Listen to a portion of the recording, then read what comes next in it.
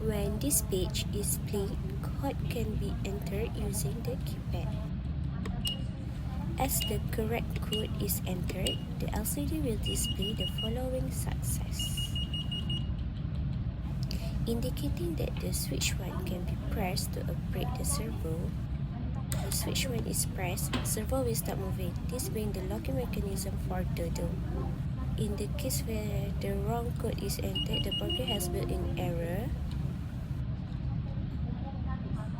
This is if the wrong code is entered, the LCD will display wrong password. And the LCD will display please enter correct code. The program will automatically restart the program, and this program will be repeated as the first step I showed you earlier.